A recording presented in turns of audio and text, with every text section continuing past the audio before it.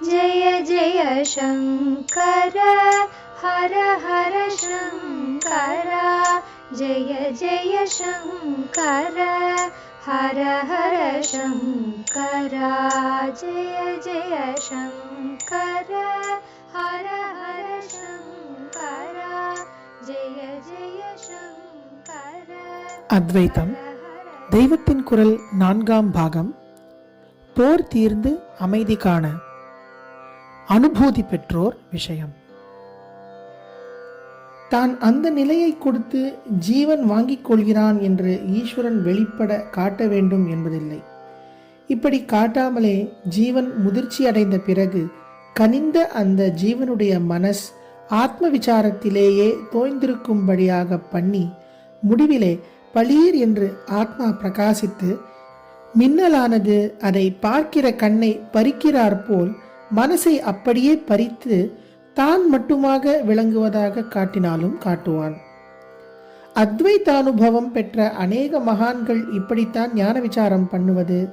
ஜீவ பிரம்ம அபேதத்தை சொல்லும் மகா வாக்கியங்கள் காட்டுகிற பரம உத்தம நிலைகளையே சதாவும் அனுசந்தானம் பண்ணி கொண்டிருப்பது என்றிருந்து அதிலிருந்து அப்படியே மனோதீதமான மகா அனுபவத்தை பெற்றிருக்கிறார்கள். ஈஸ்வரன் ஜகத்திலே தான் ஒளிந்து விளையாடுகிறான் என்றில்லாமல் முக்தி தருவதிலும் தன்னை ஒளித்துக் கொள்கிறான். தன்னை ஒளித்துக் கொள்கிறான் என்றால் நான் ஈஸ்வரனாக எதை நினைக்கிறோமோ அந்த சகுணத்தை தான், அது அவனுடைய நிஜ நான் இல்லை என்றும் அதற்கும் அடியில் அவன் நிர்குண ஆத்மாவாக இருக்கிறான் என்றும் பார்த்தோம் அல்லவா. ஆனபடியால் ஆத்மானுபவம் ஒரு ஜீவனை கவிந்து கொண்டே வந்து அப்படியே தனக்குள் அடக்கி ஐக்கியப்படுத்தி கொண்டு விடுகிறது என்னும் போது ஈஸ்வரன் ஒளிந்து கொள்கிறான் என்பது கூட சரியில்லை.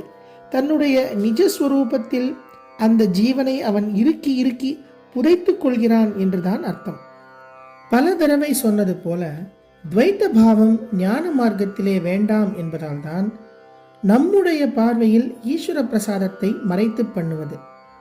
ஜீவனுடைய ஜீவ வேஷத்தை கலைக்கிறது போலவே தன்னுடைய ஈஸ்வர வேஷத்தையும் கலைத்தே சூக்ஷ்மமாக அனுகிரகித்து அத்விதீயமான பிரம்மத்தில் இரண்டையும் ஒன்றாக்கி விடுகிறான்.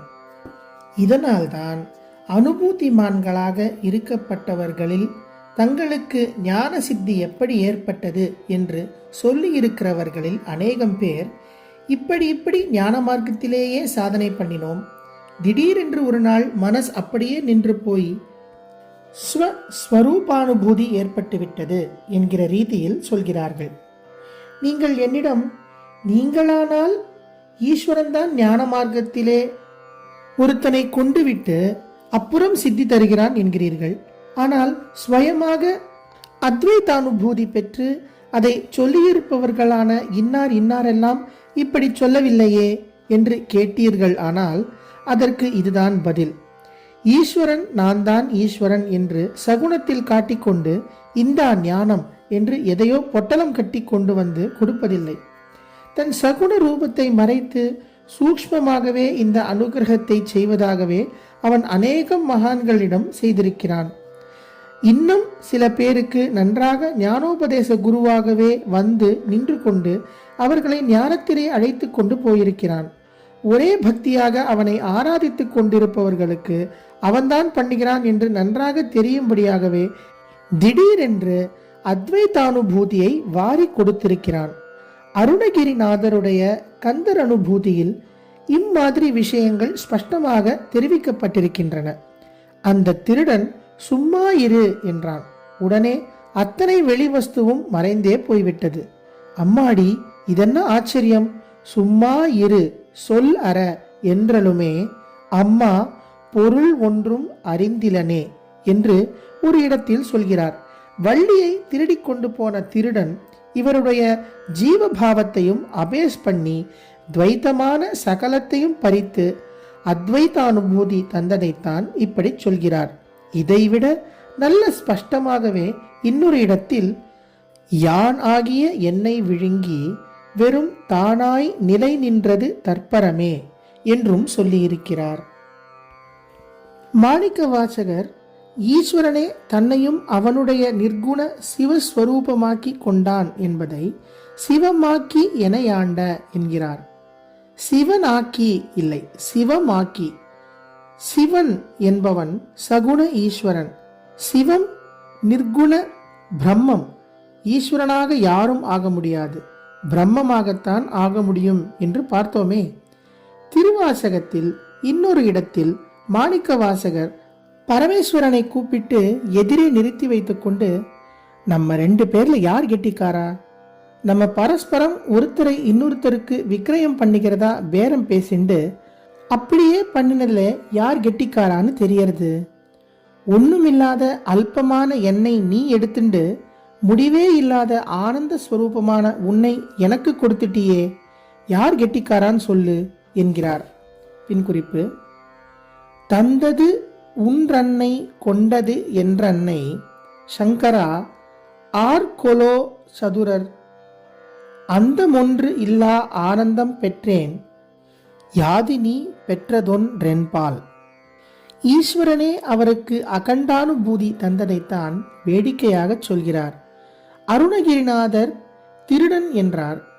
மாணிக்கவாசகர் அசடு ஏமாந்த சோனகிரி என்கிறார். நம்ம ஆழ்வாரும் இப்படியே பரமாத்மா ஜீவாத்மாவான அப்புறம் அந்த ஜீவாத்மாவுக்கு தன்னையே கொடுத்து தானாகவே ஆக்கிக் கொள்கிறது என்கிறார். யானே நீயாகி என்னை அளித்தானே என்கிறார்.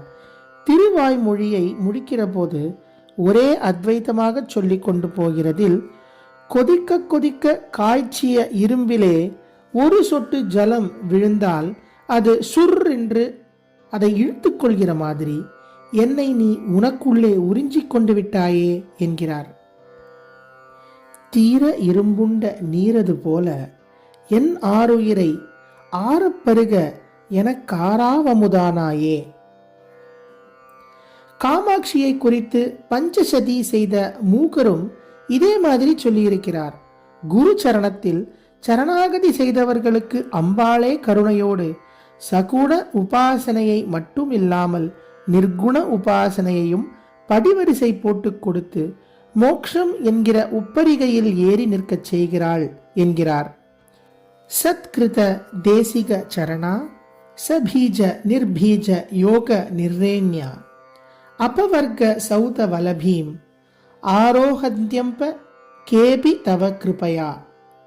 அவளுடைய கடாட்சம் பெற்றுவிட்டால் என்ன ஆச்சரியம்! அப்படி பெற்றவர்களுக்கு வீடும் காடும் ஒன்று, சத்ருவும் மித்திரரும் ஒன்று, ஓட்டாஞ்சல்லியும் யுவதியுடைய உதடும் ஒன்று என்கிற சர்வசம அத்வைத சித்தி ஏற்பட்டு விடுகிறது என்று இன்னொரிடத்தில் சொல்கிறார். சிவசிவ பச்யந்தி சமம் ஸ்ரீ காமாட்சி கடாட்சிதாக புருஷாக விபினம் பவனம் அமித்ரம் மித்ரம் லோஷ்டம் ச யுவதி பிம்போஷ்டம். சேக்கிழாரும் கூட ஏறக்குறைய இதே மாதிரி சமபாவம் வாய்ந்த சிவனடியார்களை பற்றி சொன்னதை பார்த்தோம். ஆனால் அவர்கள் அத்வைத மோட்சம் வேண்டாம் என்று பக்தி பண்ணி கொண்டிருப்பதிலேயே நிறைவு காண்பவர்கள் என்றும் பார்த்தோம். இவ்வுரையில் முற்பிரிவுகளில் ஒன்றான துவைத மோட்சமும் பிரகிருதி மாயையும் பார்க்க, அத்வைத்தமே மோக்ஷம் என்று சித்தாந்தம் செய்த அப்பைய தீட்சிதர் பரமேஸ்வரனை ஸ்தோத்திரம் பண்ணும்போது, ஏதோ 2 எருக்கம்பூ தும்பைப்பூவை பறிச்சு உன் மேல போட்டுட்டா போரும், அதுக்கு பலனா மோட்ச சாம்ராஜ்யம் கிடைச்சிடுறது என்பதாக பக்தி பண்ணி பரம சுலபத்தில் ஈஸ்வர பிரசாதத்தால் முக்தி அடைந்துவிட முடியும் என்கிறார். ஸ்ரீ ராமச்சந்திர மூர்த்தியே அத்வைத அனுபூதியை அளித்து விடுவதாக சமர்த்த ராமதாஸ் சுவாமிகள் சொல்கிறார். இப்படி அத்வைத்திகளில் ஒவ்வொரு இஷ்ட தேவதையை வைத்துக் கொண்டிருந்தவர்கள் அந்த தேவதை அத்வைத ஞான சித்தியை அருள்வதாக சொல்லியிருக்கிறார்கள். அத்தனை தேவதைகளையும் ஒரே அத்வைத திருஷ்டியோடு ஸ்தோத்திரம் செய்த ஆச்சாரியால் ஒவ்வொரு தேவதையும் இப்படி அனுகிரகிப்பதை பற்றி தாம் அந்த தேவதையை குறித்து செய்துள்ள ஸ்தோத்திரத்தில் எங்கேயாவது ஒரு இடத்தில் சொல்லாமல் விட்டிருக்க மாட்டார். சரி, பக்தி உபாசனையும் வைத்துக் கொண்டிருந்த அத்வைதிகளை பற்றி சொன்னீர்கள். யாரானாலும் பக்தி பண்ணி கர்மாவும் கூட பண்ணித்தான் ஞான மார்க்கத்துக்கு போய் அத்வைத விசாரம் பண்ண முடியும் என்று நிறைய சொன்னீர்கள். ஆனால் அநேக ஞானிகளின் வாழ்க்கையை பார்த்தால் அவர்கள் கர்மானுஷ்டானமோ பக்தி வழிபாடோ ஒருபோதும் பண்ணாமல் ஆரம்பத்திலிருந்தே ஞான சாதனைகளைத்தான் பண்ணியிருந்திருப்பதாக தெரிகிறது. இன்னும் சில பேர் சாதாரணமாக எல்லாரையும் போல லௌகிகத்திலேயே இருந்து கொண்டிருக்கும் போது திடீரென்று அவர்களுக்கு அத்வைத்தத்திலே பிடிப்பு உண்டாகி நேராக ஞான வழிக்கே போயிருக்கிறார்கள் என்றும் தெரிகிறது. இதற்கு என்ன சொல்வது என்று கேட்கலாம். இதெல்லாம் விட்ட குறை தொட்ட குறை என்பதை சேர்ந்தது. அதாவது ஜன்மாந்திரத்தில் விட்ட இடத்தில் இருந்து இந்த ஜென்மத்தின் அனுபவங்கள் ஆரம்பிக்கின்றன. அவர்கள் முன்பிறவிகளிலேயே கர்மா பக்தி நிறைய பண்ணி சித்த சுத்தியும் ஐகாகிரியமும் பெற்றிருப்பார்கள். இப்படிப்பட்டவர்களில் சிலருக்கும் கூட அப்போதிருந்த கொஞ்சம் கொஞ்சம் லௌகிக ஆசைகள் எல்லாம் ஒன்று திரண்டுதான் இந்த ஜென்மாவின் ஒரு குறிப்பிட்ட வயசு வரை அதற்கு பலனாக அவர்கள் லௌகீக அனுபவங்களை பெற்று தீர்க்கும்படியாக இருந்திருக்கும். அப்புறம் கெட்ட வாசனை தீர்ந்தவுடன் மேகம் விலகி சூரியன் பிரகாசிக்கிறார் போல சட்டென்று ஞான பிரகாசம் ஏற்பட்டிருக்கும். நிறைய ஆத்மீகமாக முன்னேறியும் கூட எல்லா கர்மாவையும் தீர்த்து கொள்ளாமல் கொஞ்சம் பாக்கி இருக்கும் போதே செத்து போய்விடுபவர்கள் உண்டு. அப்படிப்பட்டவர்களை பகவான் கீதையின் 6ஆம் அத்தியாயத்தில் யோக பிரஷ்டர்கள் என்கிறார். அவர்கள் அடுத்த ஜென்மாவில் விட்ட இடத்திலிருந்து ஆரம்பித்து மறுபடி சித்திக்காக சாதனை செய்கிறார்கள் என்கிறார். இம்மாதிரி பிறப்பவர்களில்தான் கர்மா பக்தி செய்ய வேண்டிய அவசியமில்லை. அவற்றை பூர்வத்திலேயே பண்ணிவிட்டார்கள், இப்போது அவசியமில்லை. நேரே ஞானத்துக்கு போகக்கூடியவர்களாக அல்லது நேராக ஞானத்தின் ஆவேசத்துக்கு திடீரென்று ஆளாகக்கூடியவர்களாக சிலர் இருந்திருக்கிறார்கள். ஜெய ஜெய சங்கர, ஹரஹர சங்கர, மகாபிரிவா சரணம். जय जय शङ्कर हर हर शङ्कर जय जय शङ्कर हर हर शङ्कर जय जय शङ्कर.